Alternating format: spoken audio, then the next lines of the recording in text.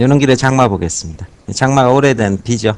그래서 이게 6.25와 그로 인한 이념 대립으로 인한 갈등의 아픔, 요것을 장마라는 이러한 그 계절적 특징으로서 비유를 하고 있는 작품이죠.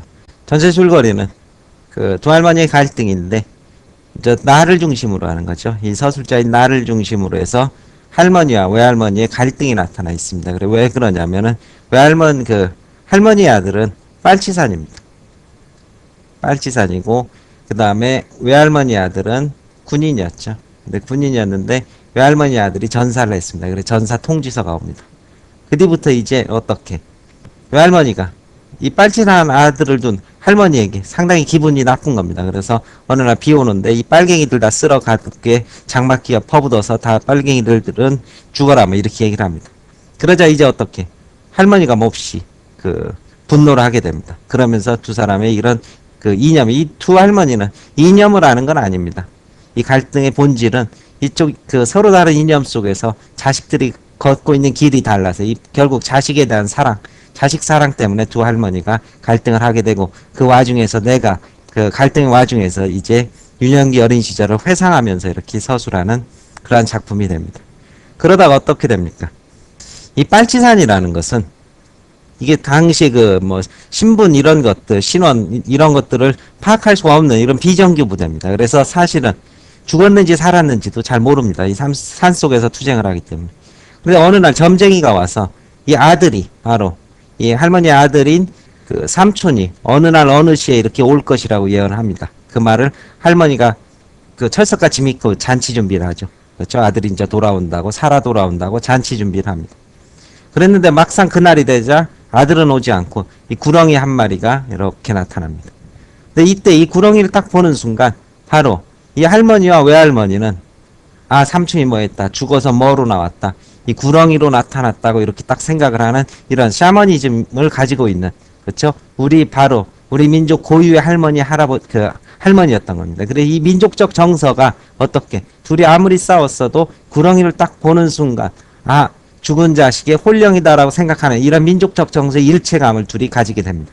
그리고 할머니는 어떻게 졸도합니다. 왜? 자기 자식이 죽어서 구렁이로 왔다고 생각하고.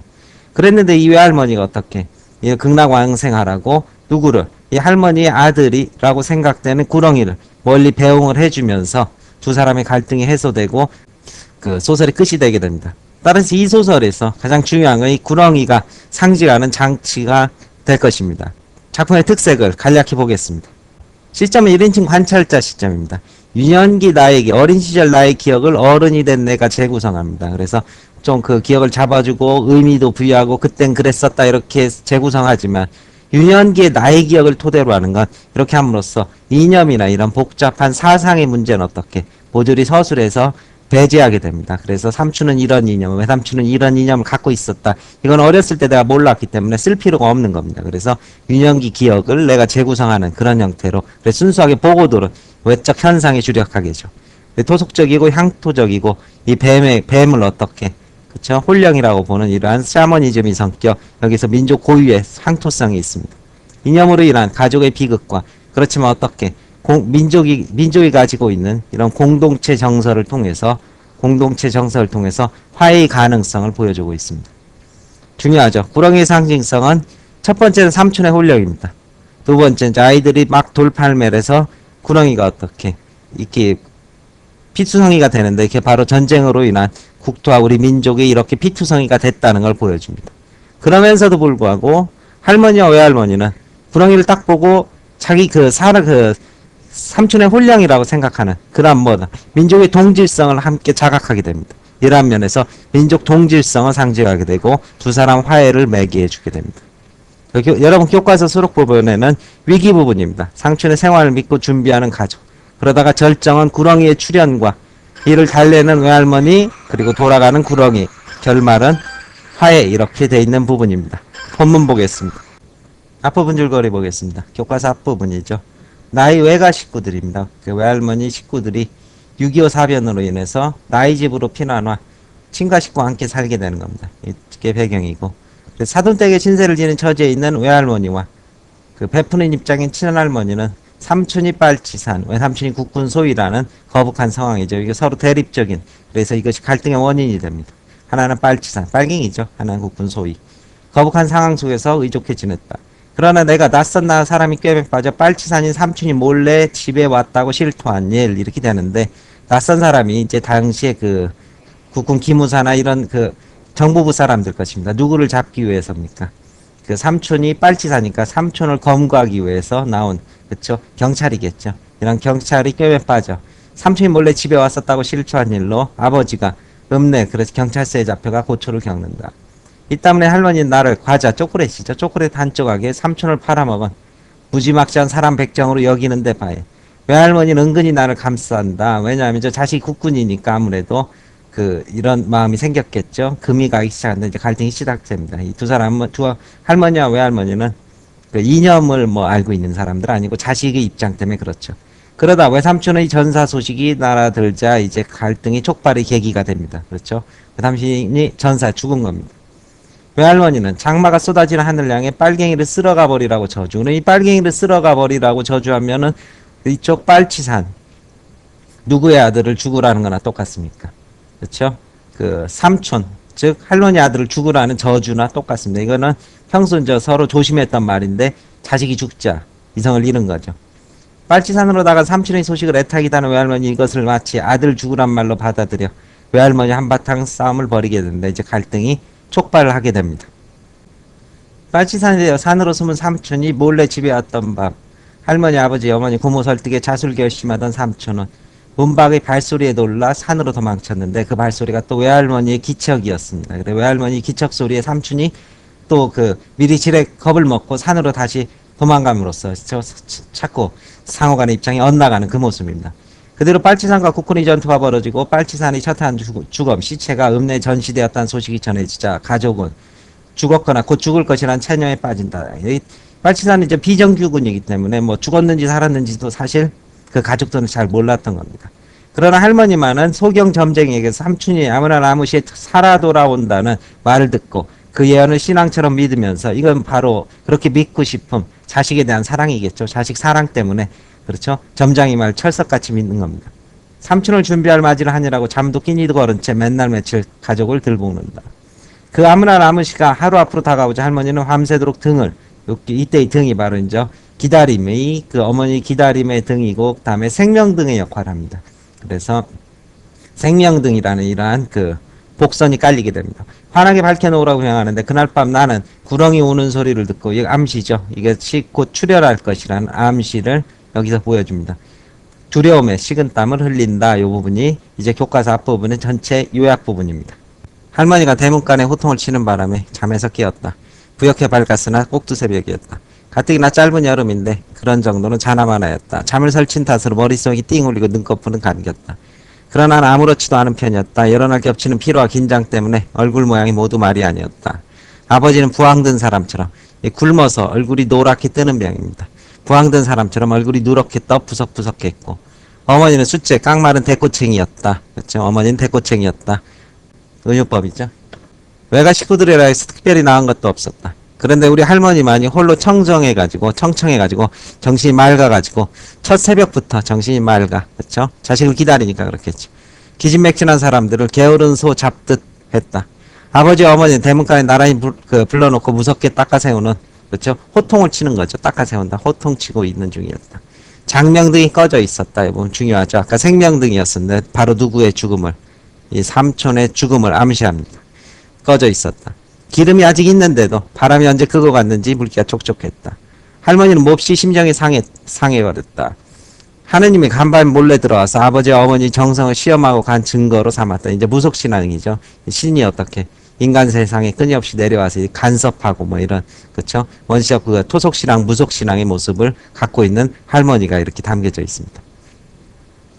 할머니도 위험은 거기서 그치지 않다. 한 가지만으로도 하나밖에 없는 시동생을 끝까지 돌봐줄 의사가 있는지 없는지 알 수 있다면서 정성의 기미가 보일 때까지 관과 장롱의 열쇠를 당신이 직접 맡아 관리하겠다고 선언했다. 이게 바로 이제 경제권이죠. 며느리한테 넘겼던 이 경제권을 박탈한 겁니다. 이게 바로 할머니의 이런 분노를 엿볼 수 있는 부분입니다. 그래서 이 부분의 중심 사건은 바로 누가 오기로 한 날, 삼촌이 오기로 한 날, 그 삼촌을 기다렸고 세워뒀던 장명등이 꺼진 사건, 그로 인한 할머니의 분노가 될 것입니다.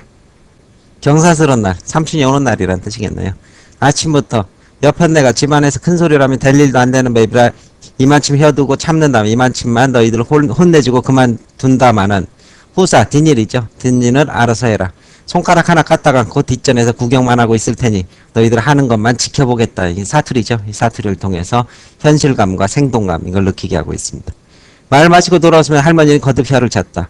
큰 자식이라고 있는 것이 저 모양이 찌쯧 하고 회를 양쪽 팔을 회회 저으면서 불이 나게 급하게 안채를 향했다. 지리 복도 못하고 난 년이지. 남한침, 아들, 며느리복 여기가 포인트입니다. 없는 년도 드물 것이여 이렇게 얘기하는데 며느리복 없는 년이라고 얘기를 했는데 며느리는 누구 딸입니까? 외할머니 딸입니다. 바로 누구에 대한 반감, 외할머니에 대한 이런 반감을 드러내는 그런 구절입니다. 사랑 앞을 지나면서 혼잣말했다. 말이 혼잣말이지 실상은 다 들릴 정도의 고함에 가까운 소리다. 그렇죠? 이런 분노감이 들어있는 거죠.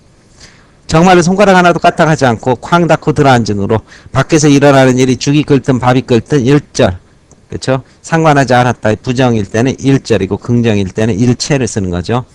그런 대신 봉창, 창호로 바른 창입니다. 그렇죠? 그 봉창, 창호로 바른 창에 달린 작은 유리 너머로 늘 마당을 감시하면서 일일이 못마땅한 표정을 지어 보였다. 우리는 수대로 하나씩, 한 사람이 하나씩 빗자루 연장 같은 거 들고 나와 감시 눈통질 뒤통수로 느껴가면서 마당도 쓸고 마루도 닦고 거미줄도 걷었다. 고모 이모 합사에 모두 바삐 움직인 보람이 있어 집안이 말끔히 청소되었다. 이모 고모는 어머니를 도우러 부엌으로 돌아가고 나는 아버지와 함께 대문 밖 마당에 이르는 소름기 좁은 길과 텃밭 사이에 도랑을 내어 물기를 빼느라고 밥 먹기 전부터 식전이죠. 밥 먹기 전부터 구슬땀을 흘렸다. 이제 삼촌을 맞이하기에 분주한 집안의 모습입니다. 하늘은 아직도 흐렵다. 암시입니다. 여전히 불행을 암시하게 있는 거죠. 삼촌이 오지 않을 것이다. 이런 암시가 되죠. 오랜만에 햇빛을 볼 수 있을지 모른다고 기대했던 날씨가 신통치 않았다. 그러나 선약하는 한 구퉁이가 빼꼼히 열려 있었고, 그렇죠. 살짝 열려 있다. 이제 결말부의 해소 가능성이 역시 살짝 담겨져 있다. 이렇게 볼 수 있을 겁니다. 구름을 몰아가는 서늘한 바람이 불었다. 비가 내릴 기미 같은 건 어디 안 보였다. 그것만은 우리에게 다행이었다. 우리뿐 아니라 모든 사람이 그랬다.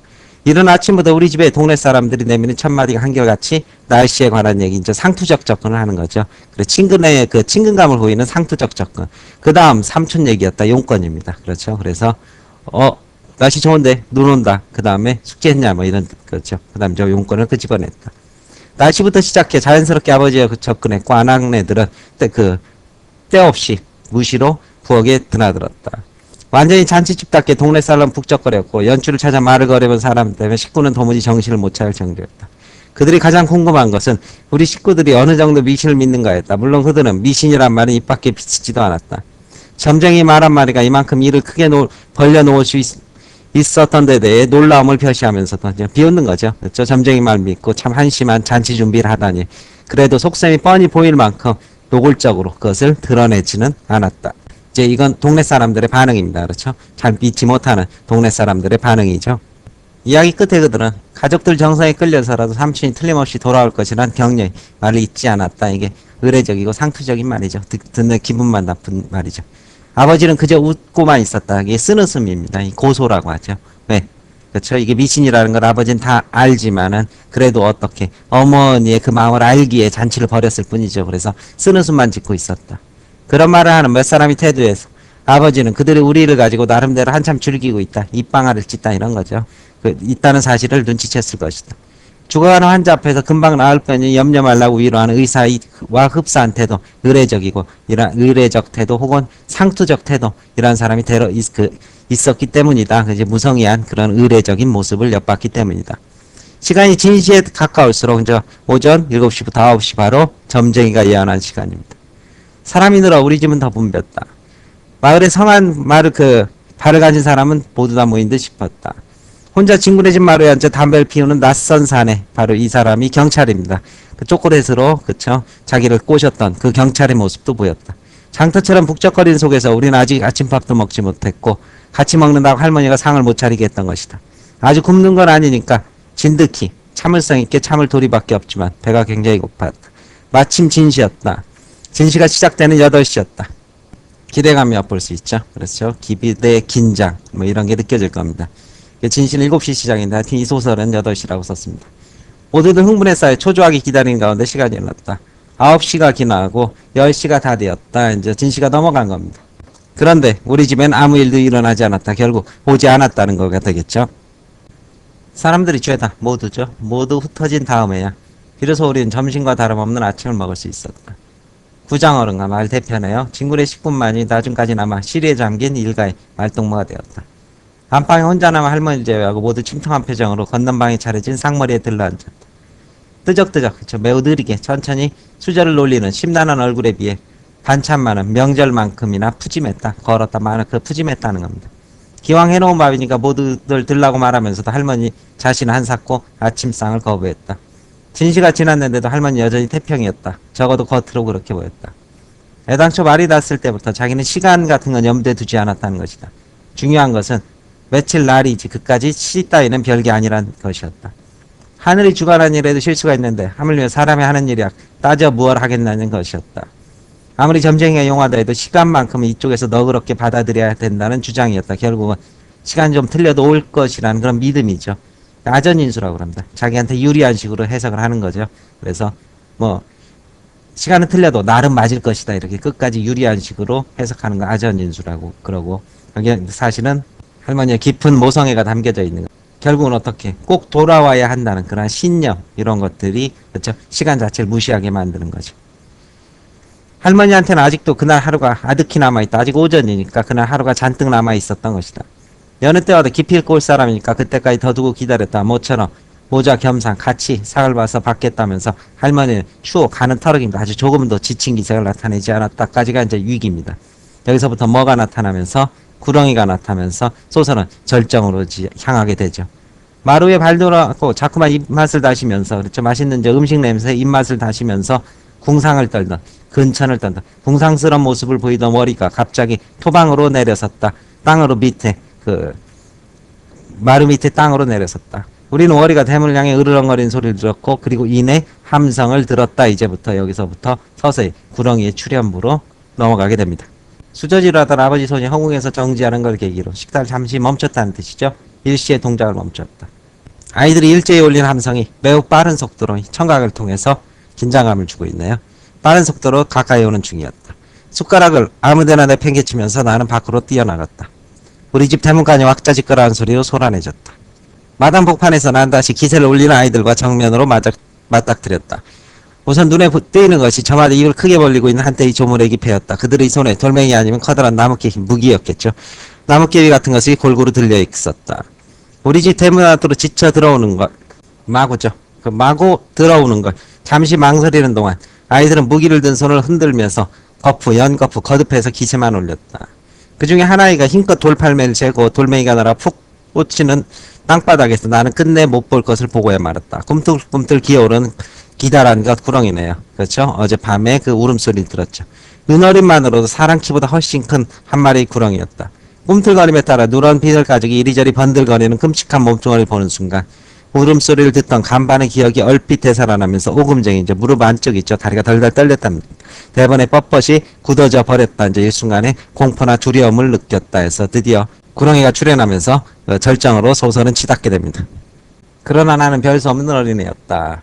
말한 순간에 공포를 견디고 나서 고함을 지르면서 돌팔매질 해야 되는 폐결에 조금 다 다를 바 없는 하나의 어린아이로 재빨리 되돌아왔다. 여기서 바로 이게 어른이 된 후 어린 시절을 회상하고 있다. 이것을 알 수 있는 그런 문체의 특징이 되죠. 코멘트를 비슷하게 하면서 서술하고 있습니다. 꿈틀거리는 것에 대해서 소년들이 본능적으로 품는 정의와 파괴욕을 주체할 수가 없었다. 나도 잽싸게 헛간으로 달려갔다. 이제 이것저것 잔물건 노는 것입니다.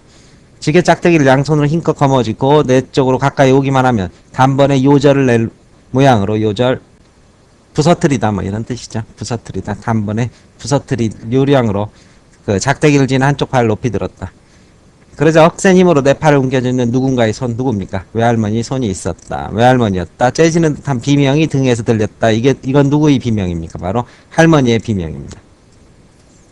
외마디 소리를 지면서 한옥가지가 구겨져 흘러내리듯 고개 위로 고꾸라진 할머니의 모습을 나는 목격했다. 이 강조를 위해서 할머니의 혼전의 모습을 강조하기 위해서 앞으로 배치를 했죠. 나는 뭐를 목격했다는데 앞으로 이렇게 강조를 해서 배치합니다.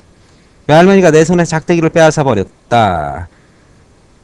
말은 없어도 부릅뜬 두 눈이 엄한 꾸지람을 던지고 있었다. 이게 바로 삼촌의 현신이라고 누가 생각하는 겁니까? 외할머니. 그럼 그 할머니는 왜 기절했습니까? 바로 이 구렁이가 어떻게 역시 삼촌의 현신이라고 생각했기 때문에 기절을 했고, 한 사람은 바로 지게 작대기를 뺏었습니다. 이 둘의 모습에서 이심전칭, 그리고 우리가 갖고 있는 이런 토속적 그 샤머니즘의 정서적 교무의 가능성, 결국은 어떻게 이념으로 다투어도 우리는 이러한 같은 정서를 가진 한민족이다라는 이러한 주제의식이 표출이 시작이 되는 겁니다. 남대문 구렁이 출현으로 우리 집은 삽시에 일순간에 엉망이 되었다. 무엇보다 큰 걱정이 할머니의 절도였다. 식구들이 안방에 매달려 수족, 그렇죠, 손과 발을 주무르고 찬물 뿜어대는 야단을 떨어가면서 할머니가 깨어나기를 빌었다. 그 바람에 일단 물러났던 동네 사람들이 다시 모여들기 시작했고, 제멋대로 떼뭉쳐서서 떠들어대는 소리 때문에 혼란은 가중되었다. 모두가 제정신이 아닌 그 복세통 속에서도, 혼잡 속에서라는 뜻이죠. 혼잡 속에서도 끝까지 냉정을 잃지 않는 사람은 애오라지 오로지 외할머니 혼자뿐이었다. 미리 혼자 정한 순서라도 말 때 외할머니는 놀라우리만큼 침착한 태도로 하나씩 하나씩 혼란을 수습해 나갔다. 이게 바로 삼촌의 현신이라고 이제 확신한 겁니다. 맨 먼저 그래서 구렁이를 보호하는 행동에 들어간 거죠. 사람들을 몰아내는 일부터 서둘렀다. 외할머니는 구장어른과 친구네 아버지 도움을 받아 집안에 들어온 사람 모조리 밖으로 내쫓은 다음 대문을 걸어 잠갔다. 이제 구렁이를 보호하기 위한 겁니다. 대문막에 내쫓긴 아이들과 어른들이 감나무가 있는 울타리입니다. 울타리로 우르르 몰려들었다. 왜냐면은 이 감나무 위에 이제 이 감나무 위에 구렁이가 이렇게 올라가게 됐고, 사람들은 이제 밖에 울타리에 이렇게 모여든 모습이 되겠죠. 이렇게 모여서 보는 겁니다. 고비에 다다른 혼란의 사이를 틈탄 구렁이는 아홉과 상처가 있는 텃밭을 지나 감나무에 올라앉아 있었다. 가지에 누런 몸뚱이를 둘둘 감고 철사스런 가늘고 혓바닥을 대고 아주 노골적으로, 그쵸, 눈에 보이게 분명하게 날름거렸다. 무엇에 대알지게 호되게 얻어맞아 꼬리가 거지반 동강날 정도로 상해서, 이게 바로 이 구렁이는 삼촌의 혈령이면서 동시에 전란으로 상처받은 민족의 모습에 대한 동시적 상징성을 지니게 됩니다. 몸뚱이의 움직임과 각놀고 있었다. 이 극성이 감나무까지 따라 아직도 돌멩이나 나뭇가지들이 날아들고 있었다. 돌멩이를 던지는 게 어떤 놈이냐? 외할머니의 고함은 서리빠 아주 매서웠다. 할매질이 똥 멎었다. 그러자 외할머니는 천천히 감나무를 걸어가기 시작했고, 외할머니 몸이 구렁이가 칭칭 감긴 늙은 감나무 바로 밑에 똑바로 서 있는데도 아무 일도 일어나지 않자 그때까지 숨을 죽여가며 지켜보던 많은 사람들 입에서 한숨이 새어나왔다. 안도감이죠. 그렇죠? 해치지 않을 거란 안도감. 바로 머리 위에서 불티처럼 박힌 앙증스러운 눈깔을 요모조모 빛내면서 대가리 숙여 꺼득꺼득 위협을 주는 커다란 구렁이 이제 묘사를 하고 있네요. 바로 위에서, 머리 위에서 불티처럼 박힌, 여기서부터 구렁이 묘사죠. 외할머니는 조금도 두려워하지 않았다. 아주 의연했다는 뜻입니다. 그렇죠. 이게 이제 삼촌의 그 현신임을 확신하고 있기 때문에 그럴 겁니다. 외할머니는 두 손을 천천히 모아 합장했다. 그렇죠. 지극한 정성스러운 모습이겠죠. 에이구 이 사람아, 바로 이제 그 현신으로 확신했다는 부분이 여기서 나옵니다. 집안일 못 잊어서 이렇게 먼 길을 찾아왔는가. 보채나에게 자장가 불러주도 조용한 속삭이는 그 말을 듣고 큰 소리로 웃는 사람이 있자 외할머니의 눈이 세목골로 노여움으로 변했다. 그렇죠. 누가 비웃자 노여운 모습이 되었다. 어떤 창자 빠진 놈, 속 없는 놈이 히뜩거리냐. 누구냐, 썩 나와라. 줄이를 댈 놈 해서 몽둥이 찜질을 할 놈, 이렇게 이제 화를 낸 거죠. 외할머니 큰 호령에 사람들은 쥐죽은 소리도 못했다. 외할머니는 몸을 돌려 다시 구렁이를 상대로 했다. 자네, 그렇죠? 그 사돈댁 아들인, 그렇죠? 누구를 보고, 이제 삼촌을 보고 하는 그런 말소리가 된 겁니다. 자네 보다시피 노친께서는 기력도 여전하시고 다른 식구도 모두 다 잘 지내고 있으니 집안일이라는 걱정 말고 가야 할 때 바로 이제 저승으로, 이쪽 이승에 대한 미련을 버리고 저승으로 가라, 이러면서 그 삼촌의 현령으로 현신으로 이렇게 전제를 한 뒤 이야기를 건네고 있습니다. 구렁이는 움쩍도 하지 않았다. 그죠? 아직 이승의 한이 풀리지 않았다는 뜻이겠죠. 철사토막 같은 혓바닥을 날름거리며 대가리만 두어 번 들었다 놨다 했다. 가야 할 때가 보통 먼 길이 아닌데, 가야 할 때 저승이 보통 먼 길이 아닌데. 여기서 이렇게 웅크리고 있어야 되겠는가. 자꾸 이러면 못 쓰네. 자네 심정은 내 짐작하겠지만 집안 식구 생각도 해야지. 모친 양밖에 이러고 있는 꼴 얼마나 가슴이 미어지겠는가. 외할머니는 꼭 산 사람을 대하듯 위를 올려다며 조용조용 말을 건네고 있었다. 하지만 아무리 간곡한 말씨로 거듭 타일러 봐도 좀처럼 움직일 기척을 안 보였다. 여전히 한이 풀리지 않았는데, 그렇다면 이제 한을 풀어줘야 될 겁니다. 이때 이 한을 풀어주는 게 바로 이 머리카락의 기능이죠. 울바자나무 울타리 너머에서 어떤 아넥스가 뱀을 쫓는 묘방을 일러주었다. 목소리만 들린 여자는 머리카락을 태워 냄새를 피우면 된다고 소리쳤다. 외할머니 지시에 따라 난 할머니 머리카락을 얻으러 안방으로 달려갔다. 이때 이제 할머니 머리카락이라는 것이 바로 첫 번째는 이 할머니의 그 모성애, 사랑을 얘기할 것이고, 그 다음에 두 번째, 이 누구, 삼촌의 입장에서 보면 바로 그 육친의 채취, 바로 어머니의 채취, 이런 것들을 상징하게 될 것입니다. 그래서 비로소 이 뱀이 육친의 채취를 맡은 뒤에 이 사라짐으로써 그 이승의 아쉬운나마 이 한을 풀게 되는 그러한 상징 구조로 머리카락이 쓰이게 되는 겁니다. 외할머니 지시에 따라 나는 할머니 머리카락을 얻으러 안방으로 달려갔다. 할머니는 시체나 다름없는 뻣뻣한 자세로 누워있었다. 숨을 쉬고 있어야 때 의식을 되찾지 못한 채였다. 이제 충격을 받았기 때문에 기절한 거죠. 주변을 둘러싸고 속수무 채우러 앉아 사색 죽는 얼굴빛이 다 되어 의원 도착하기만 기다리는 식구를 나는 용건을 말했다. 누구랄 것 없이 화면에 던진 내 말이 무척 엉뚱한 소리 들렸단 모양이다. 할머니 머리카락 이럴 때 도대체 어디에 소용될 것인지가 이해가 가도록 설명하는데 꽤 시간이 걸렸다. 이제 자초지정을 이제 설명을 하는 거죠. 왜냐면은 자 밖의 상황을 정확히 모르니까요, 방 안에서. 그리고 고모가 인사불성이든 정신을 잃은 머리를 찬빗으로 촘촘한 빗으로 빗기는 데는 더 많은 시간이 걸렸다. 빗질을 여러 차례 거듭해서 얻어진 함주는 흰 머리카락이 주어졌다. 언제 그렇게 준비를 해왔는지 알면 소반우에다가 작은 상에다가 음식 몇 가지를 차리는 이게 제사상이었죠. 이제 그 죽은 삼촌의 혈령 앞에 그 놓는 제사상이 되겠죠. 호박전과 고사리 나물이 보이고 냉수도 있었다. 건네주는 머리카락을 받아 땅에 내려 천천히 고개를 들어 감나무를 올려보았다. 자네 오면 줄라고 노친께서 여러 날 장만한 것이되 먹지는 못할 망정 눈욕이라도 하고 가라. 다 자네 어머니 정상 아닌가. 쫓으려고 이러는 건 아니네. 자네도 알아야 하나. 달래는 거죠. 그 냄새가 나더래 섭섭해 말고 집안일은 걱정 말고 먼 걸음 저승길로 이제 마음 편히 가라 이렇게 당부를 하면서 그 머리카락을 태우게 될 겁니다. 이제 그 작중 인물의 행동을 통해서 그렇죠? 그 이야기 긴박감이 가장 최고조로 오르는 부분이 시작되죠. 이야기를 마치고 외할머니는 불씨가 담긴 그릇을 헤집었다. 머리카락을 태우기 위해서 그렇게 할 겁니다. 그렇죠? 머리카락을 태우기 위해서. 그 후에 할머니의 흰 머리를 내놓자 끓는 소리를 내면서 타오르기 시작했다. 단백질을 태우는 노린내가 그 노린내는 단백질 태울 때 나오는 역겨운 냄새죠. 진동했다. 눈앞에 벌어지는 그야말로 희한한 광경에 탄성을 올렸다. 아무리 타일러도 그때까지 움쩍도 하지 않고 그토록 오랜 시간을 버티던 그것이 서서히 움직이기 시작한 것이다. 이 상징적 의미는 바로 이런 이제 모성애에 대한 감동, 그렇죠? 이 뱀을 그 삼촌의 그 홀령이라고 이렇게 이제 전제를 했을 때 모성애의 감동이죠. 감나무 가지를 칭칭 감았던 몸뚱이가 스르르 풀리면서 땅바닥으로 툭 떨어졌다. 자리에서 머뭇거린 다음 꿈틀꿈틀 기어 그 외할머니 앞으로 왔다. 한쪽으로 비켜 길을 터주었다. 움직이는 대로 뒤를 따라가며 연신 소리 질렀고 새막에서 참새를 쫓을 때처럼 셔이셔이 소리를 지며 손뼉까지 쳤다. 누런 비둘 가죽을 번들번들 뒤틀면서 소리 없이 기었다. 안방에 있던 식구들도 마루로 몰려나와 마당 한복판을 가로질러 오는 기다란 것을 질린 표정으로 내려다보고 있었다. 꼬리를 잔뜩 사려 가랑이 사이에 감춘 오리란 놈이 이제 무서웠죠. 그 구렁이의 천적이니까. 그래도 꼴까 그래도 자기 그 체면치레를 하느니라고 마루 밑에 죽어가는 소리를 지서대고 있었다. 몸뚱이 움직임과 여전히 따로놓는 꼬리 부분을 왼쪽으로 삐딱하게 흔들면서 역시 그 분단의 아픔 이런 것들이 뱀을 통해 형상화됐다고 그랬죠. 방향을 바꿔 혁관과 부엌 사이 공터를 천천히 지나갔다.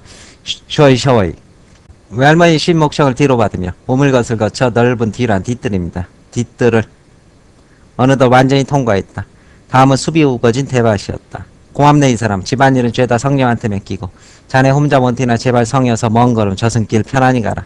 뒷일은 아무 걱정 말고 그저 편안히 가라. 정말 고맙네 이 사람이 자네라고 그랬는데 그쵸 아랫사람한테 쓰는 2인칭 대명사죠. 2인칭 대명사 자네겠죠. 그래서 사돈댁 아들이니까 그렇게 쓴 겁니다. 장막실에 무수히 도달한 족순과 대나무 사이로 모습을 완전히 감추기까지 외할머니 우물 곁에 서서 마지막 당부의 말로 구렁이를 배웅하고 있었다 해서 이제 절정 부분이 끝나게 됩니다. 소설의 이제 그 할머니의 화해를 하게 되는, 그렇죠? 어디로? 이 결말 부분으로 치닫게 됩니다. 여기서부터 결말이라고 보시면 될 겁니다. 이웃마을 용상리까지 가서 친구네 아버지가 의원을 모시고 왔다. 졸도 기절한 지 서너 시간 만에, 그렇죠? 기절한 시간이죠. 이 혼잡을 치르는 동안 그 시간입니다. 할머니는 의식을 회복할 수 있었다. 서너 시간이 무의식의 세계에서 서너 달에 해당하는 먼 여행이었던 방안을 허이 돌려보면서 정말 오랜만에 집에 들어온 사람 같은 그러한 표정을 지었다. 갔냐? 그렇죠? 여기선 바로 그 절실한 모성애가 느껴집니다. 눈을 뜨자마자 그 누구 구렁이로 변한 어떻게 자식의 모습에 대한 안부를 걱정을 제일 먼저 시작하는 이런 모성애의 모습을 엿볼 수 있습니다. 이것이 맑은 정신을 되찾고 맨 처음 할머니가 꺼낸 말이었다. 고모가 말뜻을 재빨리 알아듣고 고개를 끄덕였다. 안심했다는 듯이 할머니는 눈을 지그시 깔았다. 까무러친 후 기절한 후에 일어난 일을 고모가 조용히 설명해줬다. 요약하겠죠. 여기서부터 외할머니가 사람을 내쫓고 타이른 이야기, 머리카락을 태우고 내려온 이야기, 대바 속으로 사라질 때까지 시주공이가 행동을 같이 하며 발해단 이야기, 간혹가다 한두 영역 빠지거나 모자라다 싶은 건 어머니가 옆에 상생히 설명을 보충해 놓았다. 할머니는 소리 없이 울고 있었다. 이제 자식의 죽음을 어떻게 기정사실로 받아들이고 이렇게 수용하는 모습이 되겠죠. 하염없이 솟은 눈물방울이 홀쭉한 볼고랑을 타고 그 볼 사이에 주름을 타고 백엔닉으로 줄줄 흘러냈다. 이야기를 다듬고 와서 할머니는 사돈을 큰 방으로 모셔오도록 분부했다. 아버지한테 이제 화해가 시작이 되는 겁니다. 그렇죠? 왜? 내 대신 자기 자식을 저승으로 인도해준 고마움이겠죠. 사랑에 쉬고 있던 외할머니가 아버지 뒤를 따라 큰 방으로 건너왔다. 벌써 오래전에 할머니하고 한 달의 키 단단히 버린 이후로 한 달의 키 한 판을 뜻하는 그렇죠 방 사투리입니다. 한 판 버린으로 처음 있는 금방 출입이었다. 고맙소. 전기가 꺼진 그렇죠 반짝반짝거리는 이런 그 총명함이 꺼진 이미 자식의 죽음 앞에서 깊은 저 슬픔과 좌절을 느낀 그런 모습입니다. 우묵한 눈을 지켜 간신히 외할머니를 올려다보며 할머니는 목이 꽉 메었다. 사분도 이게 사부인이죠 그렇죠. 그 사돈댁을 높여 부르는 사부인도 별스런 말씀을 다 하십니다. 뭐 이러면서 당연히 그렇죠 어른으로서 내 할 도리를 다 했다 뭐 이런 것이 뒤로 함축이 돼 있을 것입니다. 외할머니도 말끝을 마무르지 못했다. 그렇죠 고마움의 감동이죠. 감동과 감격 때문에 말끝을 매듭하지 못했다. 얘한테서 이제 고모죠. 고모에게 사정 이야기는 다 들었어. 내가 치러야 할 일이죠. 바로 자식을 저승으로 인도하는 일을 사부인께서 맡았구나. 그 험한 일을 치르느라고 얼마나 수고하셨습니까? 라면서 이제 답례를 하고 있습니다. 힘든 일에 대한 답례. 이제 다 지나간 일이니까 그런 말씀 그만두시고 어서서 몸이나 잘 추스리세요. 고맙소 고맙구려. 할머니가 손을 내밀었다. 이제 화해가 완성이 됩니다. 외할머니가 그 손을 잡았고 손을 맞잡은 채 두 할머니는 한동안 말을 잇지 못했다. 이 부분에서 바로 이런 우리 그 정서적 유대감을 엿볼 수 있을 것입니다. 그렇죠? 누가 봐도 구렁이인데 이 속에서 사람이 홀령이라고 모이는 우리 민족 고유의 정서적 유대감이 확인이 됩니다. 할머니 쪽에서 먼저 입을 열어 남아있는 근심을 털었다. 탈없을 잘 각이나 있는지 모르겠구나. 염려 마세요. 지금 어디 가서 편안히 거쳐 자리 잡고 사부인 댁 터주 집 지킴이죠. 사부인 댁 집을 지키는 노릇을 이제 톡톡히 하고 있을 것이요. 그만한 이야기를 나누는데도 대번의 기운이 사라져 가라앉아 할머니는 가쁜 숨을 몰아쉬었다. 가까스로 할머니가 잠들길 기다려 구한 그쵸 병 간호를 맡은 고모말 남기고 모두들 큰 방을 물러 나왔다. 그날 저녁 할머니는 똑 까무러졌다. 기절 혼절했다는 뜻이겠죠. 의식 없는 중에도 대숟가락 흘려나온 미음과 탕약을 입 밖으로 죄다 토해버렸다. 아마 삶에 대한 의욕이 이미 상실된 모습일 겁니다. 자식이 죽었기 때문에. 이튿날부터는 육체 운동장 보조관념이죠. 정신이란 장난꾸러기가 들어왔다 나갔다 숨바꼭질을 수없이 되풀이하는 것 같은 혼절했다가 다시 깨어났다 이런 것을 수없이 되풀이하는 것 같은 고통의 연속이었다.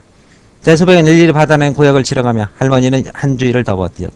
안에 있는 아들보다 밖에 있는 아들을 언제나 더 걱정했던 할머니. 당연하죠. 안에 있는 아들은 신변이 안전하고 밖에 있는 아들은 위험하니까 항상 그쵸 그 가지 많은 나무가 그 바람 잘 날 없듯이 그 밖에 있는 아들이 혹시 일을 어떻게 나쁜 일을 당할까 끊임없이 노심초사하는 그렇죠 이런 것들이 바로 이 풍수지탄이라고 그러죠. 풍수지탄 그렇죠 가지 많은 나무가 바람 잘 날 없는 그러한 모습입니다. 언제나 생각했던 할머니는 마지막 날 밤에 다 타버린 촛불이 쓰러지듯 그렇게 눈을 감았다 임종하셨습니다. 할머니 긴 생의 일생 가운데 어떻게 생각하면 요 부분 잠도 안 자고 먹지도 않고 그러고도 놀라운 기력으로 며칠이나 식구를 들볶아대면서 삼촌을 기다리는 짤막한 기간이 사실은 꺼지기 직전에 마지막 한순간을 타오르는 촛불의 찰나람 요 부분이 바로 모성애에서 가능했을 겁니다. 이 모성애 마치 해가 지기 전에 마지막 노을빛의 그러한 찬란함처럼 죽을 사력을 다해서 자식을 기다리는 이 모성애의 절실한 마음을 이렇게 표현하고 있습니다. 마지막 타올은 촛불이 찬란함과 맞먹는 할머니에게 가장 자랑스럽고 행복에 넘치는 그 시간이었나 보다. 바로 기다림의 시간이었기 때문일 겁니다. 임종의 자리에서 숨을 거두는 자리에서 할머니는 내 손을 잡고 나를 용서했고 나도 마음속으로 할머니의 모든 것을 할머니에 대한 앙금을 씻어버렸다. 정말 지루한 장마의 정무가 그렇죠? 실제 장마보다 훨씬 더 힘들게 느껴지는 바로 이념 대립으로 인한 그렇죠? 한 가정 내의 아픔을 상징합니다. 그런데 정말 지루한 장마였다니까 거쳤다는 이러한 것으로 어떻게 이런 화해의 가능성을 이렇게 또 배경을 통해서 같이 제시하고 있다는 이게 소설의 마지막 그러한 그 장면의 제시가 될 것입니다. 따라서 이 소설은 그 실제적인 이러한 이념이나 이런 것들을 관념적으로 제시하지 않고 있다는 부분 명심해 두시고 우리 그 민족의 고유한 정서나 이런 것들을 통해서 대립의 아픔을 그 화해로 바꾸어 보자 이런 메시지가 들어있다는 사실 그 염두에 두십시오. 설명 마칩니다.